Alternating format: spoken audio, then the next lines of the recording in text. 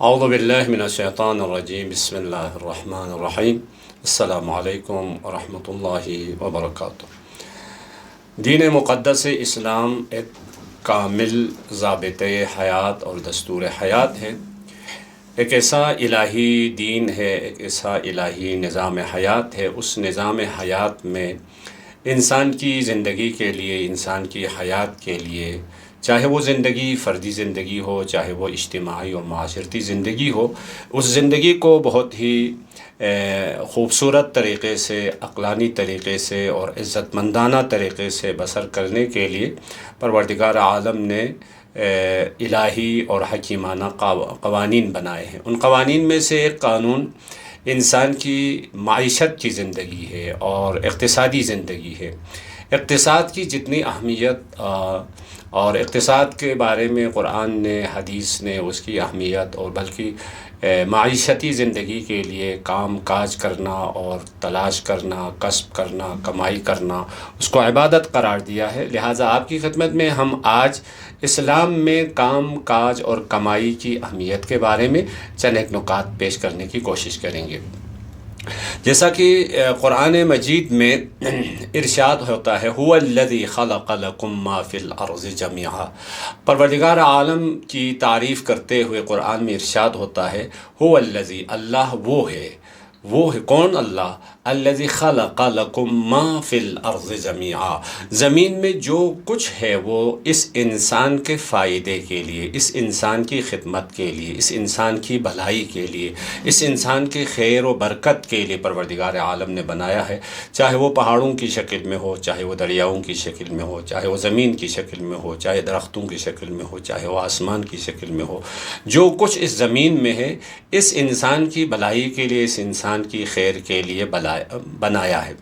اسی طرح ایک اور آیت میں ارشاد ہوتا ہے، وَمَا مِن دَابَّةٍ فِي الْأَرْضِ إِلَّا عَلَى اللَّهِ رِزْقُهَا، زمین پر چلنے والا کوئی ایسا نہیں جس کا رزق اللہ کا ذمہ نہ ہو۔ تو زمین پہ چلنے والوں میں سے ایک خود انسان بھی ہے۔ بس انسان کا رزق، انسان کے رزق کے وسائل اور انسان کے رزق کا زمینہ فراہم کرنا بھی خود پروردگار عالم کی ذمہ داری ہے۔ لذا پروردگار عالم نے اس کائنات کو اور اس دنیا کو، اس عالم کو اس طرح سے بنایا ہے تاکہ انسان مختلف طریقوں سے، مختلف ذرائع سے اور مختلف چیزوں سے اپنی معیشتی زندگی کو بسر کرنے کے لیے رزق و روزی کما سکتا ہے۔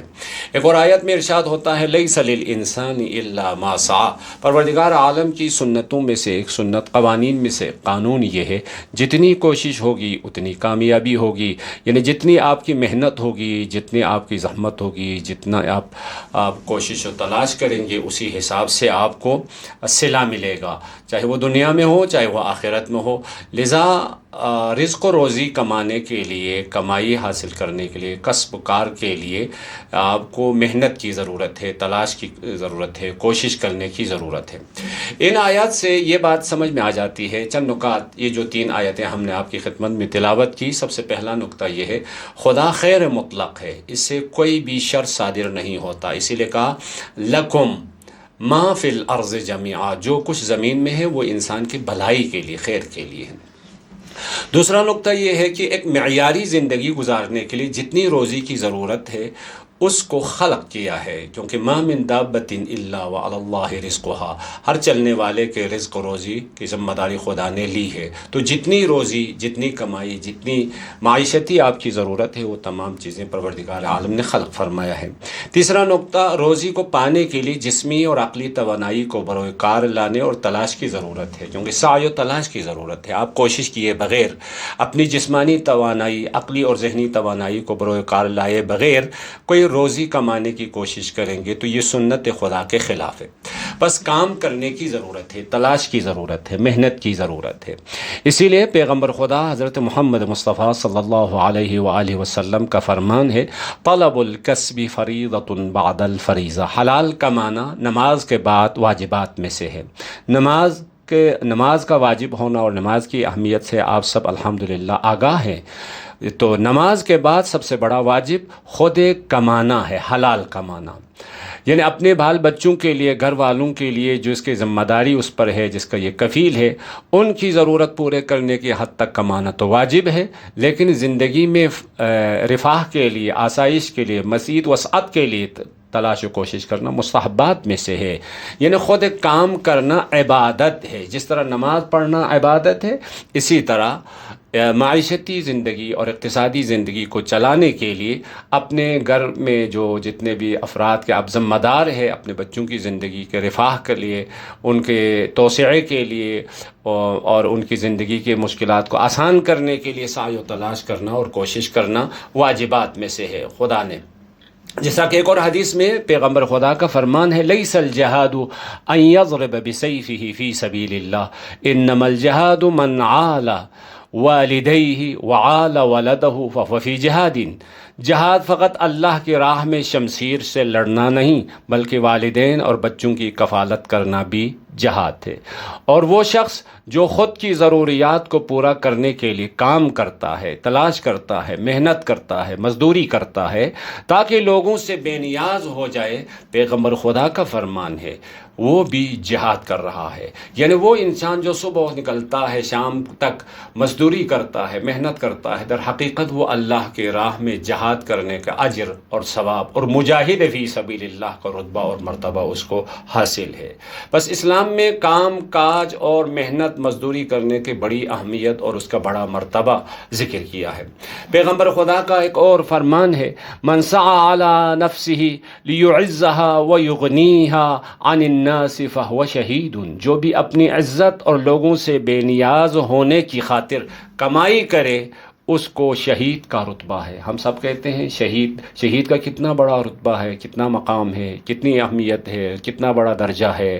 تو پروردگار عالم کا پیغمبر یہ فرما رہے ہیں، وہ انسان جو اپنی عزت کی خاطر لوگوں سے اپنے آپ کو بے نیاز کرنے کے لیے، محتاج نہ ہونے کے لیے، اپنے بچوں کو جو اپنے زیر کفالت ہے ان کی زندگی کی خاطر، ان کے آبرو کی خاطر محنت مزدوری کرتا ہے، کمائی کرتا ہے، کسب و کار کرتا ہے، وہ شہید کا رتبہ رکھتا ہے۔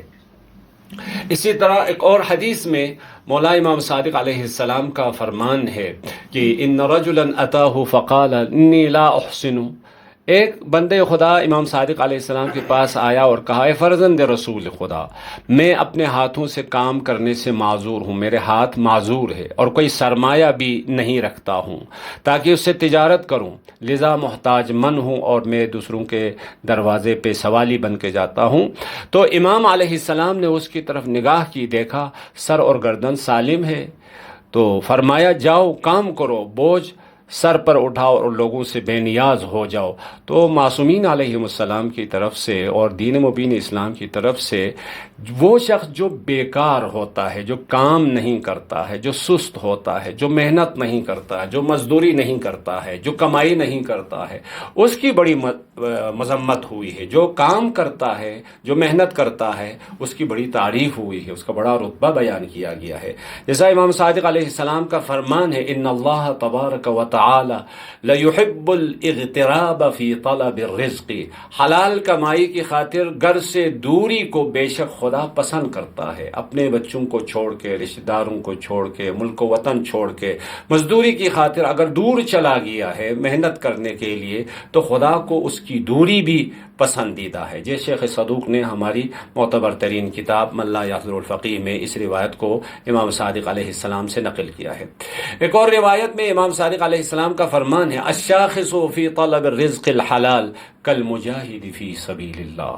وہ بندے خدا جو حلال کمائی کی خاطر، رزق حلال کی خاطر سفر کرتا ہے، کل مجاہد فی سبیل اللہ، گویا اللہ کی راہ میں جہاد کرنے والا اس مجاہد کی طرح ہے۔ یعنی اس مجاہد کا جتنا رتبہ ہے، اس کا جتنا مقام ہے، جتنا مرتبہ ہے، اتنا مقام اس مزدوری کرنے والا مزدور، اس محنت کرنے والا، اس کام کرنے والا، اپنے بچوں کی کفالت کرنے والا، اس کو بھی وہی رتبہ اور مقام حاصل ہے۔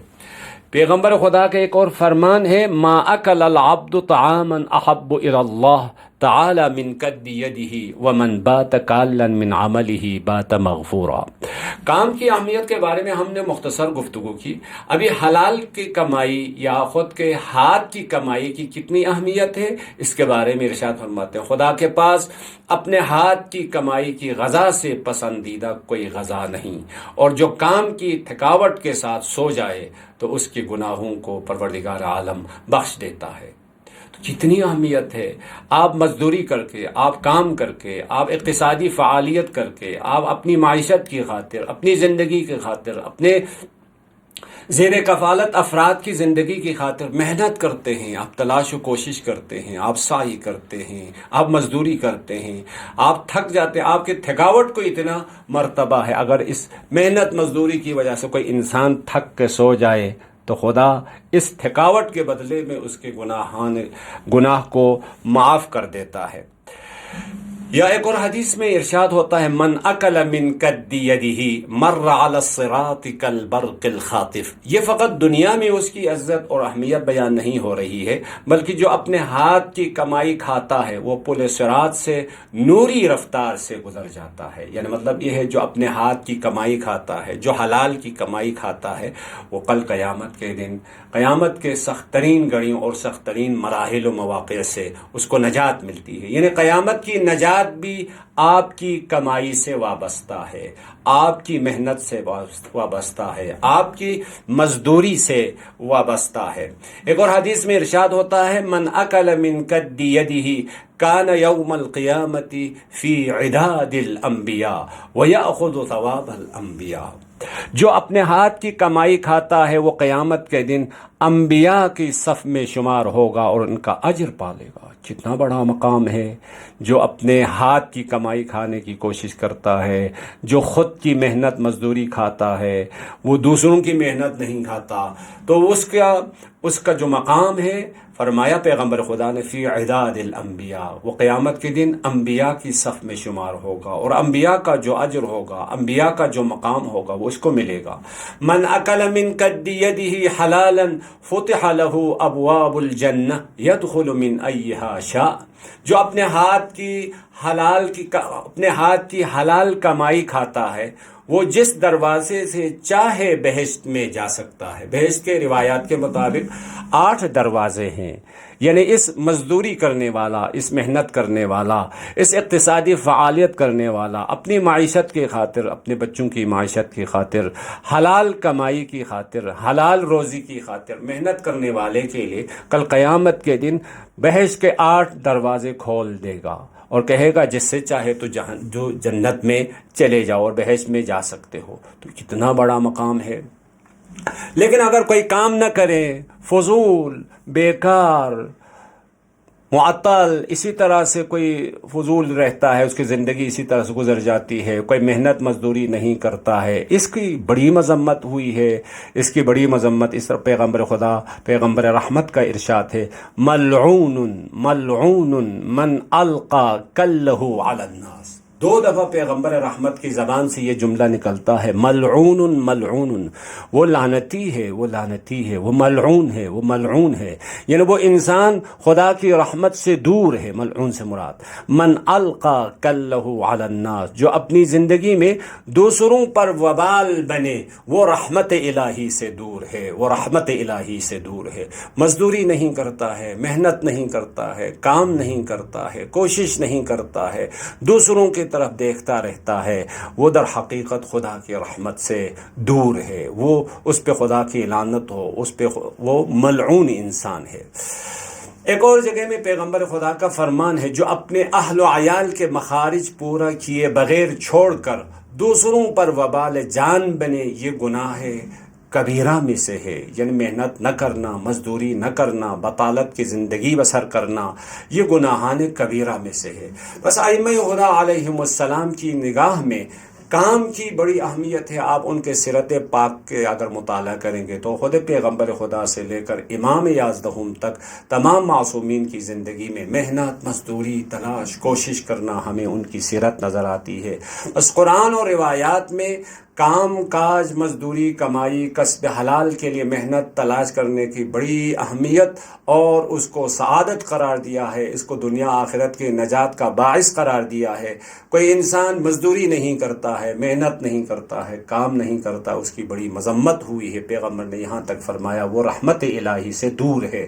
جو رحمت الہی سے دور ہوگا، جو ملعون ہوگا، جس پہ خدا کی لعنت ہوگی، اس کے لیے دنیا میں بھی اس کی زندگی سخت ہوگی، دنیا میں بھی اس کی زندگی پریشان کن ہوگی، اور آخرت میں بھی اس کو نجات نہیں ملے گی۔ خدا کی بارگاہ میں ہماری دعا ہے ہمیں محنت مزدوری کرنے کی، ہر انسان کو اپنی جسمانی، عقلی، ذہنی، علمی توانائی بروئے کار لا کر زندگی بسر کرنے کی توفیق عطا فرما۔